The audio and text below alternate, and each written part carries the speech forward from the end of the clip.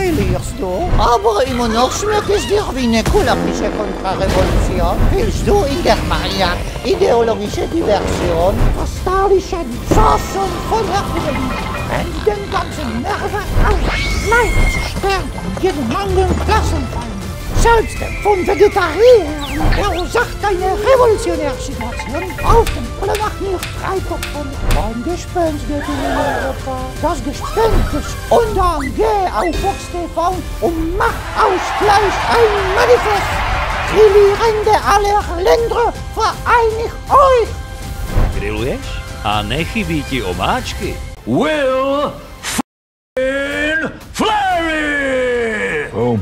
I'm a big raw bastard who likes to fight, and within that I'm trying not to be a dickhead to anybody, and like those are my main principles. Typical Irish response. Fair play. Cheers! Hey. What's your opinion on YouTuber fights in general? Are they bringing new fans to MMA or just making a circus of it? And Sean walked in and was like, all right, big mother, you're training with me today. And I was just like, all right, let's go. They're just no fun. You know, like, they're just shite. Like, as in, like, I know guys who, like, they'll wake up and they'll have a bottle of whiskey before 1 o'clock in the afternoon every day. And they'll function. As a Czech and a fan of Octagon, we love you. Cheers. It was a little bit gay, but... No, I'm gonna smash this thing. Octagon has started celebrity series. Yeah. What do you think about that? Even boxing people and, like, good boxers. And they'll talk about Jake Paul's fight. I'm like, why are you giving this energy? Is he a good boxer? No, like, not really. And, like, to be honest, like, it's like a Sunday league player. Literally and physically, you can't get a bigger challenge than this, can you? So, like, a 7-1 guy in the UFC, he's a much bigger man than me. You're gonna have to be perfect to win this fight. And I will be. And it's gonna be incredible. I love Prohaska. I think he's a great fighter. And, like, please God, I'll get to stay around long enough that, like, you know, when he's on the downside of his career, Octagon might sign him and I might get to fight him someday. You all right? Yeah. I would like to smack you, but it's impossible. Dámy a pánové, milí samurajové, Oktagon již přesahuje hranice České republiky a tak mi dovolte mého vzácného hosta dnes představit ve stylu, který je mu velmi znám. Ladies and gentlemen, tonight we welcome a man who needs no introduction. He's the pride of Tipperary, Ireland, standing 6 feet 3 inches tall, a warrior who has fought in Bellator, Brave, PFL, and now reigns supreme in Octagon MMA. The man they call Will Fleury. Boom. I'm gonna get you to introduce my next fight, man. That was good. That was really good. Was it good? What do you think about the introduction? Yeah. Does it make you feel right at home? You could be an announcer, man. Oh, thank you very much. So, but let's start with my normal question. How do you handle spicy food, Will? Yeah, I have a little spice tolerance, but I wouldn't be like eating chilies every day, so. No? No, I don't like, I can eat spicy food, but I've gone too far sometimes, and I've been like, why would anyone ever do this to themselves? So I'm not in my comfort zone now. Like, no? Yeah. So it will be a challenge, so Yeah. let's start with the challenge. Okay. Right from the get-go. All right.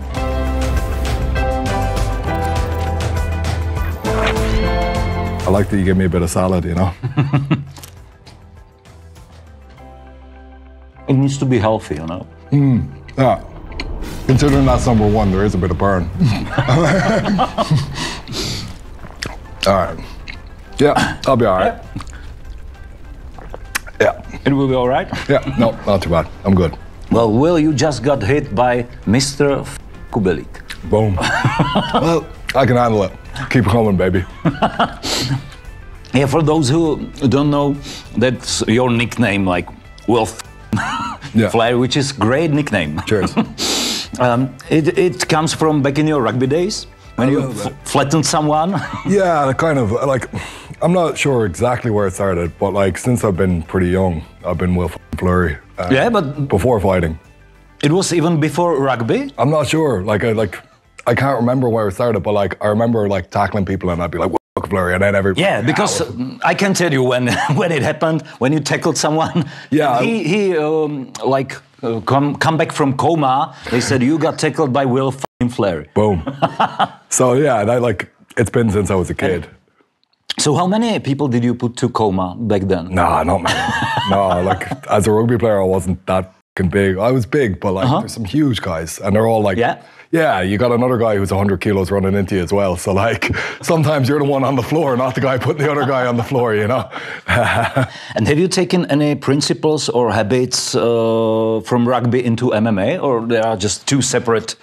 No, there's similarities definitely. I think as well, rugby is really tough as a game. So like, you play fucking 80 minutes and you're running like into American football. Well, like, look, they're incredible athletes and they're so fast, like huge men, and they're really, really quick. When you look at the times and the speeds, they're probably better athletes overall. But I think with rugby, you need to be mentally a little bit tougher because you're going to play 80 minutes. You're going to constantly run into people as hard as you can. You know, you're going to be on the bottom of the floor and people are going to be putting their boots into you. It's not fair, and that's the other side of it. It teaches you like life's not fucking fair, because like, you know, sometimes you just end up on the wrong side of a ruck or a maul and everybody's stamping on your head and your back for no reason. It's just like, you just ended up there, mate, unlucky. It's life. Yeah. So definitely you take little things like that, and like, it's very like the collisions. I think from where we're like, a lot of really high level wrestlers have come into MMA. And you can see it's like they're used to people going away from them when they shoot. In rugby, you're used to people running into you as hard as they can. So like you're used to big collisions. And you're not afraid to like hit somebody's hip as hard as you can with your, you know, your shoulder, your head area. I think that's a really good habit for MMA. And now one deep question. Let's go. Who is Will Fleury? I mean, like, because to me, you seem like that big, likable Irish mate. Everyone would want by their side when things get rough. But who is really Will Fleury inside? I can't tell you because it's for you to observe. You know, if I tell you, it's bullshit. So like, to me, I've set out to be somebody who like, I want to admire who I am. You know, when I'm done with all of this and, you know, even throughout my life, it's like, the main thing is that I like myself and that I'm accountable to myself. So I try not to give too much of a shit what anyone thinks about me or what anyone expects of me. You know, if people love you because of this, it's like, okay, great, but what do I love about me? But then like, what is that? Like, I feel like I just set out to be someone who was like a decent human being, you know, treat people the way I'd like to be treated. And also, you know, I love fighting. Like that is real. That's very like, I'm very lucky that I found this thing that I'm passionate about that I get to go and do. And now I can make a living from doing this thing. I feel really, really lucky, like grateful for that. Like that, you know, my life happened this way and that I got to find this thing. So I kind of think that like, I'm a big raw bastard who likes to fight. And within that, I'm trying not to be a dickhead to anybody. And like, those are my main principles, you know? Typical Irish response. That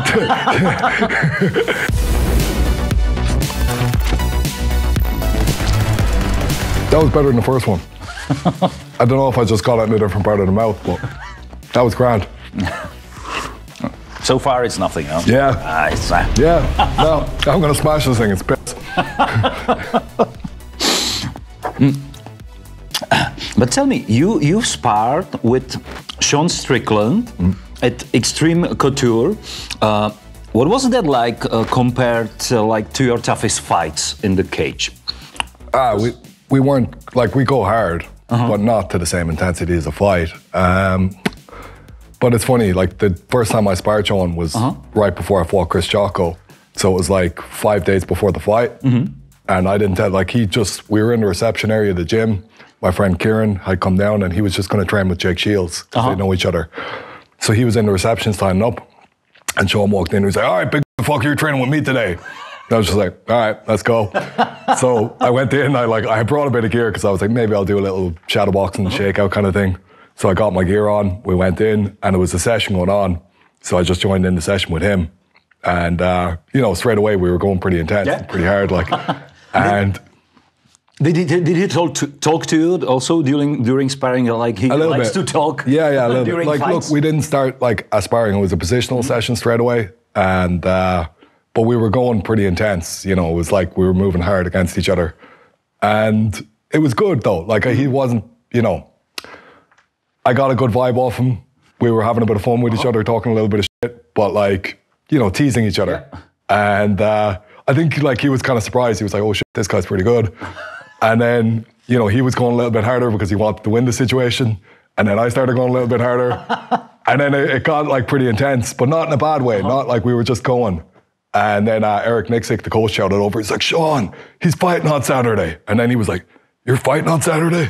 I was like, yeah. And he was like, you're fucking crazy, man. And, but like, then I told him I was fighting Jocko, and he had fought Jocko before this. And then I asked him that day, would he corner me for the fight? And he cornered me. And like, honestly, man, like, you know, it's very easy to get the wrong impression of Sean. Like, he's actually a really fucking decent guy. I've seen some interviews he's done, and I'm like, oh man, you're crazy, just shut the fuck up. But like, he's got a very good heart in him. And even that day, like the day he was cornering me, I had a thing with my ankles. Like I tore ligaments in my ankle 3 weeks before the fight. I had like emailed the commission about the strapping and all this sort of thing. But I didn't realize, and they never said this in the email, you're allowed to strap it while you're allowed to strap your hands. I did all that. I did it in front of the commissioner. He was like, yep, that's all good. And he was like, now you need your sleeves. And Sean was like, no, you guys give us the sleeves. And they were like, no, the UFC give us the sleeves, and we give them to you. With the PFL, it's different. They don't provide the sleeves, so you guys have to have them. And I was like, look, what happens if I don't? And they were like, you have to take it off. And this is about less than an hour before the fight, and we have no sleeves. So Sean's just like, all right, cool. And he goes out and he drives to a Walmart, buys like a couple of different pairs of sleeves, comes back in, he's like, you owe me a $14 cheeseburger, motherfucker. And like, you know, he went out and sorted that, and that was a big thing. Like, you know, at the time, if I didn't have that wrapping, I would have been like not able to like move around and bounce the way I wanted to bounce in that fight. And like, I appreciate that. And then since then, I've been back. Sure, like I broke my hand off of him right before my first fight. Yeah, so like when I fought Daniel Shafor, my thumb was in a couple of different, like it was like, there was a little bit of bone moved out of the way. The whole bone wasn't stable at all. Like it was broken badly. That's how I had that surgery in Prague in April.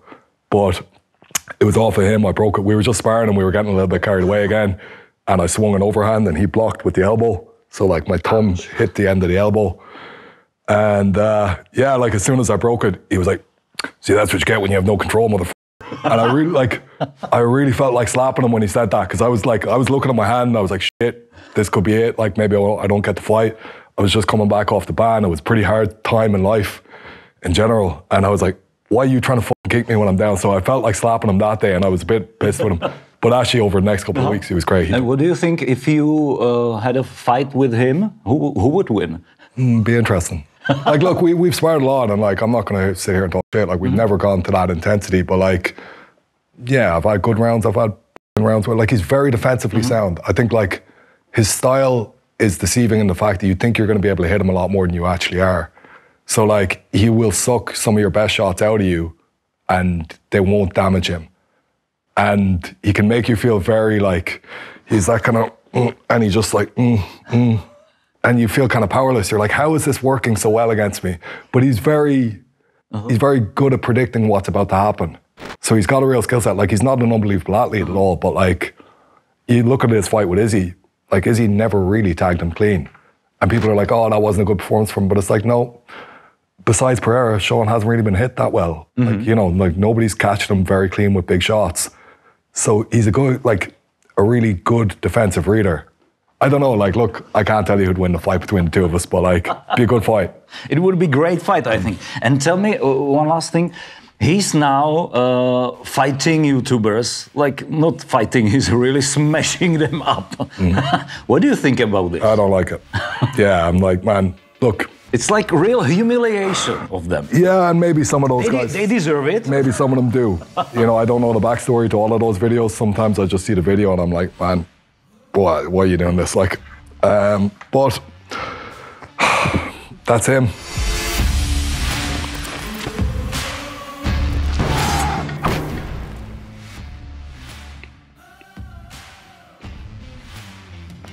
The first one was still the spiciest. I was really worried after the first one. That was grand. We played a mind game. Yeah. I was wondering, I was like, okay. This is Sean Strickland style. All right. But I will follow up on that, because I'm interested in what's your opinion on YouTuber fights in general. Are they bringing new fans to MMA or just making a circus of it? Look, nobody makes a living unless people are watching. So from that point of view, I understand why this has become a thing. That's starting to hit me. Yeah, that's a slow burner, that one. Yeah, uppercut. But you can suffer a little bit. It's okay. no, it's not too bad. It's just like, I ate it, I was like, grand, and now the heat is in the back of my throat. I'm like, oh, okay, yeah, it is there. But like, I do think that it cheapens the sport a little bit. There's a thing of like, there's guys who've given their life to perfecting this craft, and now they're being devalued by these guys who are crap at the thing, but they have eyes. And now everyone starts to think that having eyes is actually more important than being good. Yeah, well, that really caught me at the end. But like, no, I want to make this point properly because I think it is actually really important. I think in life and anything, you should want to be damn good at what you're doing. Mm-hmm. And I really, there's something very like self-defeating and toxic and devaluing about looking at being famous more than being good.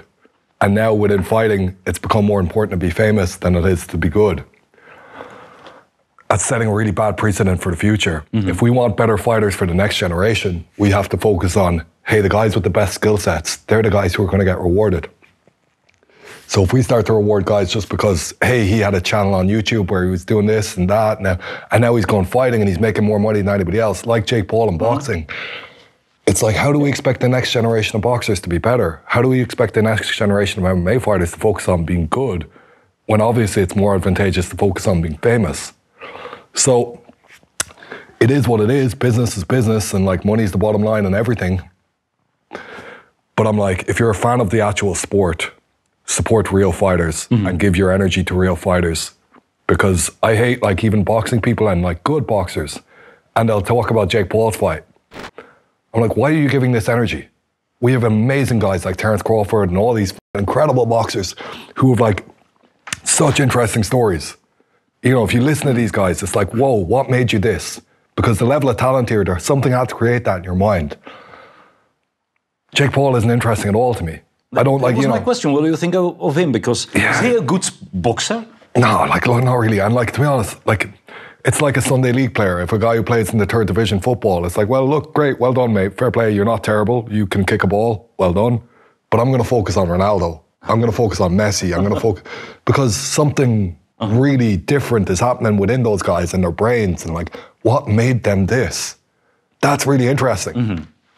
I don't care what made Jake Paul Jake Paul. Jake Paul just wants to be famous. He's doing stupid shit just to hack views and like, you know, oh, this will be controversial, so I'll do this. Oh, look, this guy's also famous, so we'll do a video together, and then we'll both be like reaching each other's followers. And everyone's like, oh yeah, this is smart. And it's like, okay, it is, and it's good business. But really, what are you developing? You're developing this shit culture where nothing is really progressing. There's no real talent or skill or positive message for a young lad to take out of this. Just be famous, you know, get more eyes. It is the way of the world. Like, I'm not changing it. Like, I understand that. And like, I've stopped being as like pissy about it recently because I used to, all these influencer fights, I used to just be like, God, this is, you know. Do you want me to smack them a little bit? Just a little. No, I don't want to smack them, but I like, it's actually, because like, they're just doing what they're doing. But it's the media who cover this and the people who like focus on it so much and make it, like even boxing journalists or MMA journalists who like promote these sort of fights above really good fighters. Jake Paul fights Mike Tyson. What? That was my question. What do you think about it? Because Mike was like, one of my heroes. It's pathetic. It's so sad that a guy like Mike Tyson still has to do something like that to make a living. And look, that's life. Okay, grand, you know. But like, as much as Mike Tyson wasn't exactly an amazing man, he was a damn good boxer. And you can't deny that the guy had a level of talent and a level of like intensity that you couldn't but be fascinated by. And then this guy in his 50s has to go and box Jake Paul to stay financially okay. I get that it's the way of the world, but it is sad to me. And have you ever heard about Clash of Stars? Yes, yeah, I have, yeah. Because there's a... I know that this shit is popular here too, yeah. Make it... Go even lower. Yeah, and that's the thing, like, to me, it's just like, okay, if people are willing to sell themselves and like people are willing to watch people lose their dignity for the sake of making a few quid, grand, like you're giving something away, fair enough, but it's very like vapid. It doesn't go anywhere, it doesn't help people to be better people. It doesn't develop a skill or an insight or a thought process that leads to something more positive. So as much as, and look, maybe I'm being a bit like over the top moral guy, like, you know, of like, oh, I think this is the right way to live. Look, man, do whatever you want to do. Grand. If you enjoy that shit, go and watch it. Fair play. It's not for me. And even if I ever have kids, I'd be trying to steer them towards like, hey, focus on people who are incredible.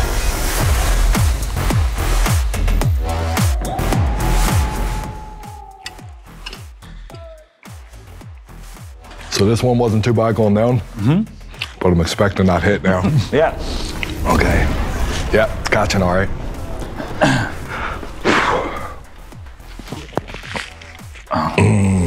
Just prepare it because I have... Yeah, heart rate's going up a bit. So it's like my body thinks it's getting attacked or something. So, I've got a clip from one of your very famous fights. Okay. Oh, yeah. And Yeah. what was happening here? Like, this was Well, absolutely amazing. it was honestly a bit bizarre while it was happening even, because look here. Yeah. So, he like, there's a second, he gets up. I will put it like this, so camera and we will... Yeah, cool. So there's a second here where I hit the body and he falls over, what? Like, boom, and he just falls, right? And I'm like, oh, it's over. And I look at the ref and I'm like, hitting. And he just pops up out of nowhere. And it's like, where did you get that from? Because I've been, like, there's a minute and a half of me beating on him before this. Yeah. So I didn't understand that. And now look, like, is it here that I break and then the knee comes? Yeah. Yeah, ouch. And that's where I was like, yeah, it's over. And it just And now you're pointing to referee like, stop it. Yeah. And even this kick, like his eyes rolled after that kick, and now he just swings back. Like, That was incredible. it doesn't make sense to me, man. It still doesn't make sense to me. And I've looked at it a lot of times. No, I don't know. I don't know what was driving him in that moment. And actually, here's what's mad. And now you've got guillotine, right? Yeah, he has a good squeeze here. Like, I'm on the right side, so like I'm not in massive danger. So like, my neck is protected just by where I am and my shoulder. I couldn't believe the squeeze he had there after a minute and a half, or 2 minutes of getting the absolute shit kicked out of him. I don't know.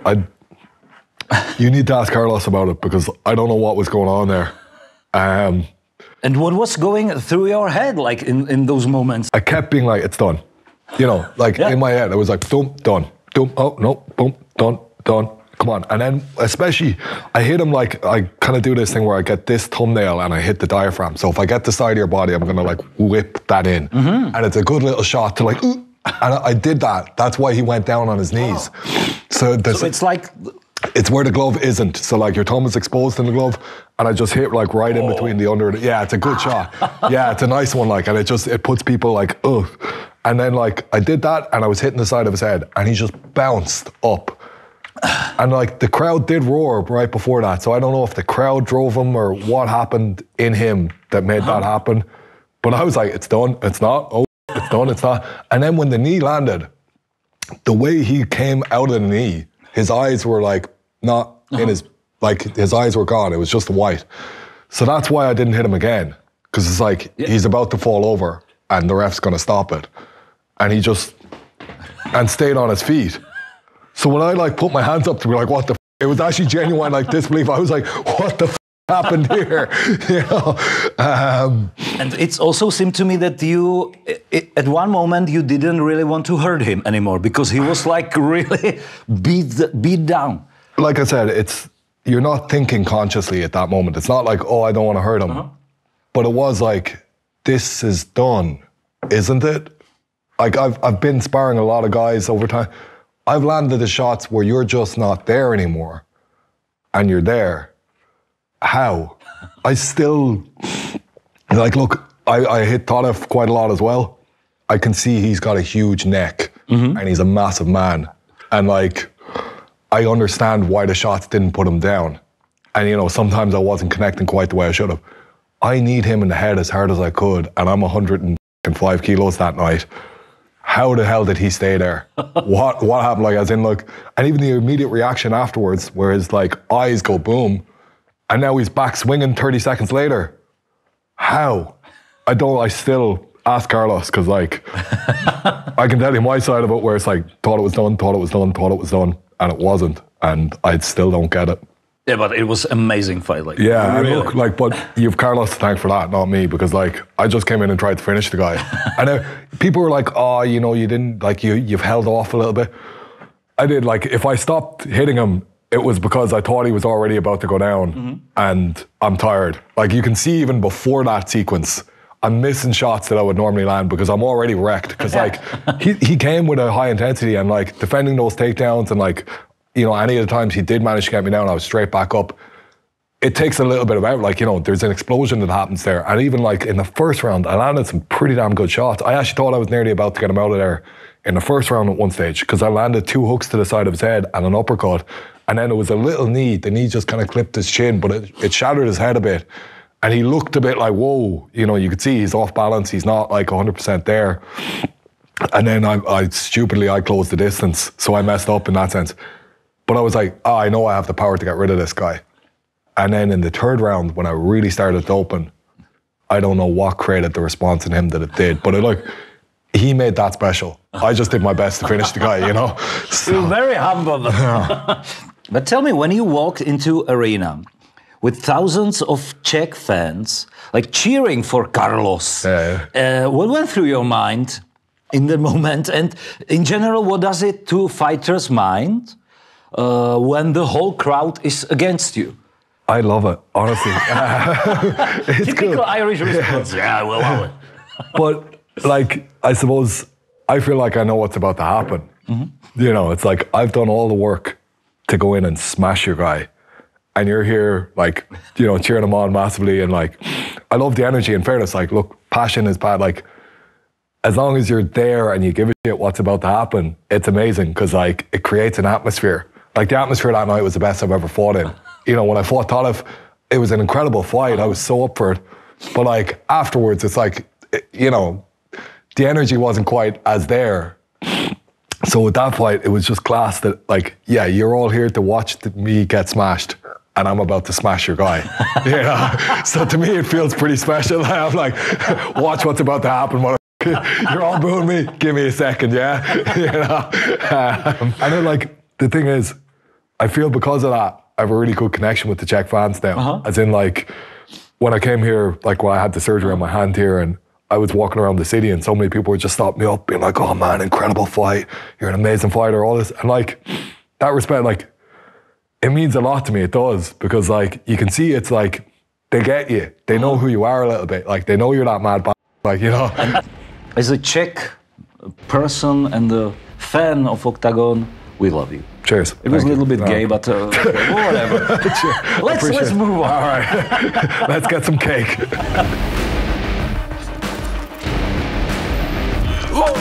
Oh, I can feel that straight away, yeah. This will bite a little bit. Cake and chili is a up combination. It's actually not that bad. Yeah. I was thinking, like, this is going to be terrible. But no. No. I wanted to say it's like Irish girls, but but now I'm a little bit afraid that you will smack me. It seems sweet, but there's a kick at the end, yeah. But I was this weekend on Octagon. There happened one thing. You were standing in the ring. And what happened there?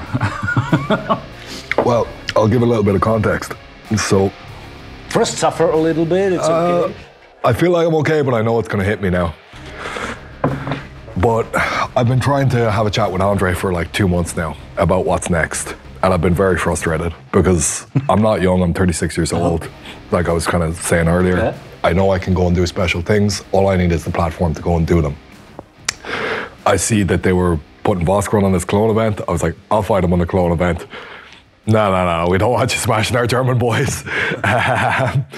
And like, there was nobody said that explicitly to me, but obviously they don't want that happening.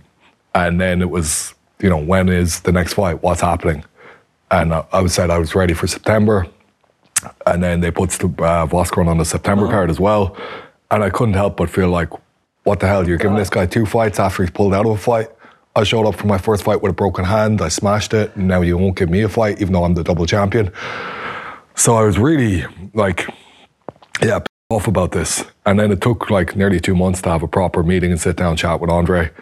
And, you know, we had that the day before the Stevans card. And, you know, he basically said, look, we're looking at signing to Boudet. And if we can get him, you know, he can be the next opponent. If not, you know, we're looking at other things, but there's nothing definite. So I was a little bit frustrated after this because I was like, there's no definite plan, you know? And at the end, I was like, man, I've got this window. I need to make this thing like as special as possible. I'm going to go and do incredible things. You just need to provide this thing for, like, you know, give me the platform to go and do it. And he was like, oh, we're trying. And I was like, well, fucking try harder. Like, come on. You know, I had like all of the time, he was like real straight faced and, you know, like didn't give anything away. And I left, I was like, okay, at least we've sat down and talked now, but I still don't feel like anything is definitely happening. And then, you know, Rafael Federico fought on Saturday and he'd lost his fight and, you know, straight away you're gutted and there's just that feeling of like empty lowness and, you know, competition, it creates those emotions, you know. And I'm standing in the cage and Andre walks over and he was like, oh, just stay for 2 questions after. And I was a little bit like, why do you want to interview me about my friend losing? You know, this is...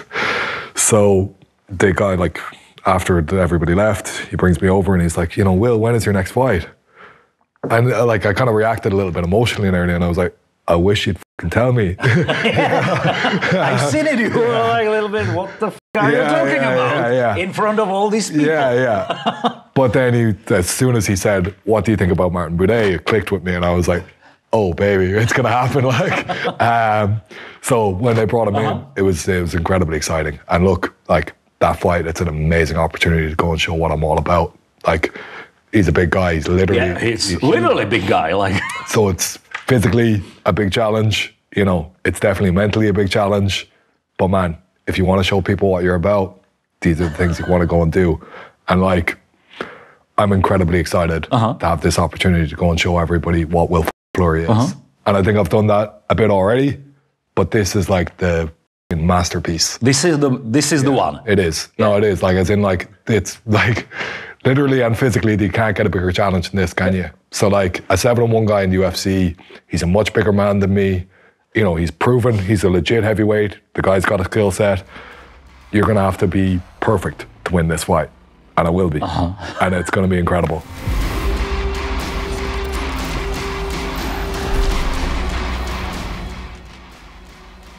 But Ireland has given the world some of the big personalities, like fighters like Conor McGregor, but also Conan O'Brien, my favorite stand-up comedian, Pierce Brosnan, Bono, Enya, Sinead O'Connor.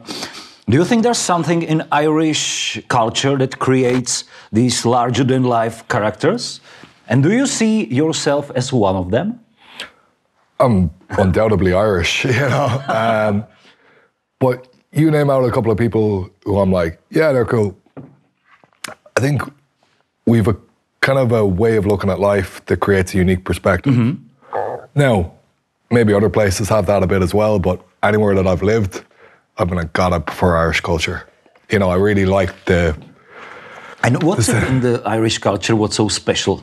I think it's the sense of humour and just not taking that too seriously. And like, nobody is above getting the piss taken out of them, as in, you know, we don't respect money, we don't respect anything. It's just like, you're a fucking person, you know? You're the same as the rest of us. And like, I think that's a very good thing to have for your society, that nobody is above criticism, nobody is above getting slagged, nobody is above, you know, we don't have the royalty, we don't respect the royalty. We're like, you know, there was a oppression and we had to have the king as our head of state, I think that created this thing in us of like, what the fuck is special about this guy? And that's important. I think it's a really good thing for your society. So there's not too much respect for people in authority. And look, in some ways, maybe you need a little bit of that in society, but I think it's good overall. Like, and as well, we're one of the few nations who have like successfully overcome oppression. Like we were ruled by the British for roughly 800 years. You know, in the 1920s, we had our freedom. We became one of the few nations who successfully resisted oppression and rebuilt itself after a long period of oppression. And we're kind of like a really good story from that point of view. What are the differences between like Irish culture and British culture? Because you've talked about it beforehand. So what are the main differences? Look, like I lived in England for 2 years and I've loads of English people I know that I quite like, and you know, there are lots of really decent English people, but as a culture, they don't have an appreciation for life the way Irish people do.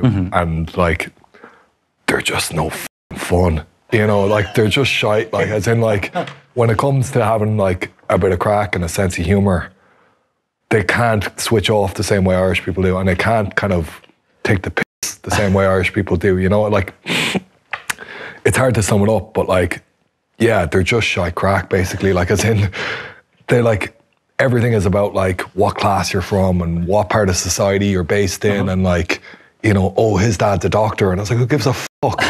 You know, like it doesn't matter, does it? Like, you know, is he an asshole? Oh yeah, he's an asshole. Then he's an asshole. Like, you know, I think in English culture in general, that's more important, whereas in Irish culture it really isn't. You know, it's interesting. That's maybe one of the reasons why Czech fans like you so much, because in a sense there are similarities in Czech people and German people, like Irish and British. I can feel that, yeah. No, because I notice like you do have a sense of humor, you know, you do take the piss, and like, even like, what I find in like Czech guys, they kind of like to be tough, but at the same time when you take the piss out of them, they laugh at themselves, like, you know, they do, and there's a kind of there's an appreciation for like, Asher, it's just a bit of fun at the end of the day, isn't it? Like, because like, look, life's ridiculous. We're all going to die. None of us are getting out of this shit alive. So like, you may as well enjoy the time here and laugh as much as you can. And I feel that with the Czech, like even, I've been out drinking in Czech Republic a few times, and like, you have good crack here, you know, like the people when they're a bit drunk, like, and there's a good beer drinking culture here too, which helps. You know? So I like it here. I really do. I like the Czech culture and I like Czech people, to be honest. So so far it's okay. Yeah, I'm actually feeling professional. Yeah, I'm a lot more normal. I thought I'd be sweating a lot more. Like you've even handled it better than Jiří Procházka. Really? Yeah. He was. Oh, it's tough. Samurai mind. But I see. He felt it, you know. Well, look, just Irish, you know. We just ride the waves. It's easy. Okay.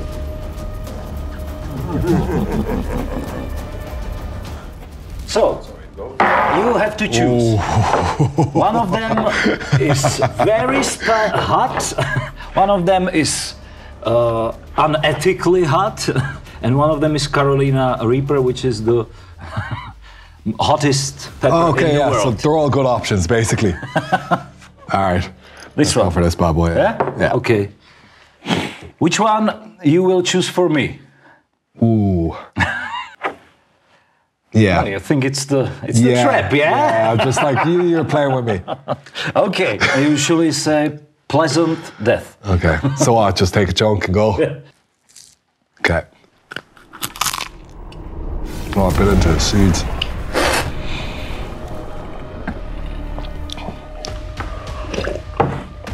Ooh. Okay. Samurai mind. No, okay.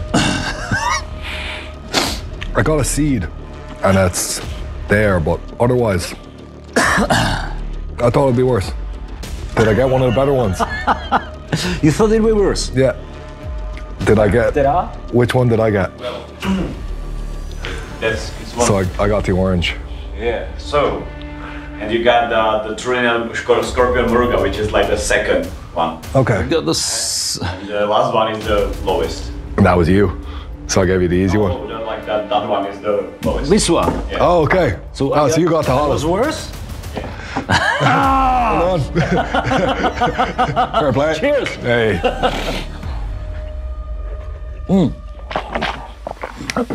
You alright? Yeah. I would like to smack you, but it's impossible. So, I'm all right. But tell me one thing. Conor McGregor has changed MMA forever, especially in Ireland. Has his success opened doors for fighters like you, or made it harder in Ireland because people expect another Conor? Yeah, it's a complicated question because he did something very unique within Irish culture where he was brash and he was talkative. And that was, we never had an athlete like that before. We've never had really like someone mainstream in Ireland who's had that attitude.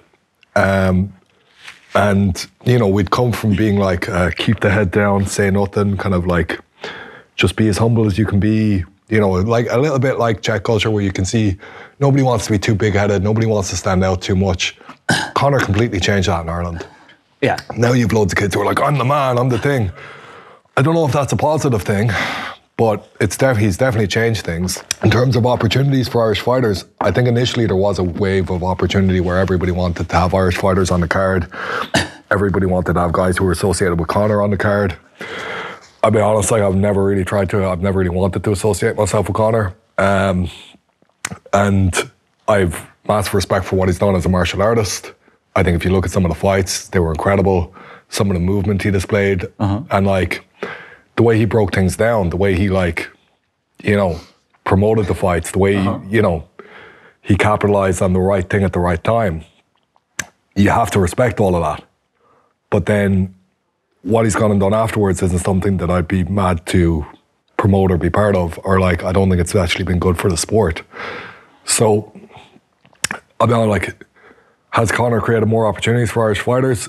I don't feel like it has, because right now in Ireland, there's not a lot of interest in what MMA is because people associate MMA with Conor. Really? Yeah. We have a weird thing where we have a really loyal fan base, but it's a smaller fan base. It's not the mainstream. Here, MMA is mainstream. Like, the bigger newspapers will cover MMA, the TV will cover MMA, you've got a big YouTube channel, like, it covers MMA, you know. In Ireland, nobody mainstream wants to cover MMA because it's too heavily associated with Conor and there's too much negativity around that right now. That's interesting. It is, yeah. And why like, is that the negativity? Because like of Conor, like himself, because right now he's not so nice person. Yeah, exactly. And like, it is because of that really, like, and it's a weird thing for the younger guys coming up because they probably started the sport. No, some of them have probably started the sport because they saw Conor's success and they were inspired by that. And, you know, he made MMA really mainstream in Ireland where everybody knew what it was. And now also they're not in a position where they can fight domestically and it's going to be a big deal. Like a Czech domestic fighter with half the talent will get a lot more attention than a really good Irish young fighter who's really talented. And we do have a lot of guys coming up who are really talented. And I do worry about like, where's the platform going to be for them to go and express that talent? And without the platform, it's going to be hard to make a living and it's going to be hard to actually find a useful reason to have this skill set. And I think what Conor's done is amazing in one way because it's inspired so many people to go and develop this skill set and to go on that journey of discovering how good they can be. But now it's a little bit like, oh, some of the negativity around this is stopping these guys who've developed that skill set from having the platform to go and express it. I don't know where it goes. Maybe things change very quickly. When I started MMA in Ireland, nobody even knew what MMA was. You know, you had to explain it. It's like, yeah, it's like boxing. And then, you know, a lot of like, even like I'm from Tipperary, it's a pretty rural area. They'd be like, oh, sure, it's boxing, but you can hit the fella on the floor. And I'd be like, that's disgusting, like, you know, and they'd be like, so, and now the same guys are coming up to me and they'd be like, oh man, your ground and pound in your last fight was amazing. You know, it's crazy how quick things change, you know. But to me, you seem more inclined towards Jiří Procházka. Because he's like the old school sportsman, like the mastery, the calmness, the samurai and this kind of stuff. I think he's a really unique character. And like, you can't help but respect the fact that like, he's going out there and putting himself on the line and doing what he has to do. And like, after his losses, he doesn't blame anybody else. You know, he's like, yep, I'm going to go away, I'm going to do some work on myself and I'm going to get better. That's incredible, that's beautiful. Like, it's like, fair play. And look at him, like, he's a guy with a really unique style who's gone out there and beat some of the best guys in the world. He's been a champion. Look at the heart he displayed in that fight with Glover to be the champion. How do you not respect that? How do you not see that as beautiful? You know what I mean? So, I love Procházka. I think he's a great fighter. And like, please God, I get to stay around long enough that like, you know, when he's on the other side of his career, Oktagonu might sign him and I might get to fight him someday. We'll see what happens. But like, if it ever would happen, it would be like a fight that I would have, you know, massive respect for the opponent, because you can't help but respect the guy. You against Jiří. Yeah, I talked about that a little bit before. I thought like, I think it would be a class fight. I think it'd be incredible. And like, look, I'm naturally a light heavyweight. He's a light heavyweight. I'm surprised. I met him in Vegas. Now, he might not remember. It was a couple of days before the UFC 300 card. And he was cutting weight. And it was like Jamal Hill and himself in the dressing room of the PI. And I was just chatting away with him. It was Jamal's cousin was talking shit with him and having a bit of fun with him. And he had a pretty good sense of humor about it. He was chatting away a bit with Jamal's cousin. And I was just there talking shit with him as well. But he's a cool guy. And like, I really wish him the best in the future of his UFC career as well. And that division's right open right now. You know, I know Ankalaev, everybody thinks he's the man, but like, I don't know. I see holes there as well. And Procházka's got a really strange style and he can do things that people don't expect. So I hope he gets that fight. And my last question, what would you say to people who are following their dreams as same as you? Keep going and like, don't be afraid of failing. Really, because like, it's actually not that big a deal. If you've tried your best and you fail at something, get back up, dust yourself off. You're not going to be dead. Nothing is final. Like the biggest successes and the biggest failures of your career, things happen after them, no matter what. Well said. Boom. Well, thank you very much, Will. It was great honor, and you've handled it like true double champion. Yeah, I was actually, I thought I'd be a lot worse than that. And thank you very much. And when you finished with your MMA fighting career, you can start career as a poet. Yeah, you'll read some of my poetry first and you'll be like, nah, actually, mate, do you know what, stick to getting punched in the face, it's way better. It's much more entertaining than this shit. Okay, but thank you very much. Oh, thanks for having me, man. Cheers. Vážení přátelé, naši milí samurajové, abych tak udržel tématiku dnešního večera. Dneska bonus nebude, tady pokud jste dokoukali uncensored, nesestříhanou verzi, tak tam měla 1,5 hodiny, bohužel už nás trošku tlačil čas. Ale za odměnu vám můžu říct, že poletím, protože nás tlačil čas, tak to dotočíme jindy a jinde a trošku jinak. Takže zůstaňte nám věrní, protože se pojedeme podívat do Irska. Sledujte Vox TV.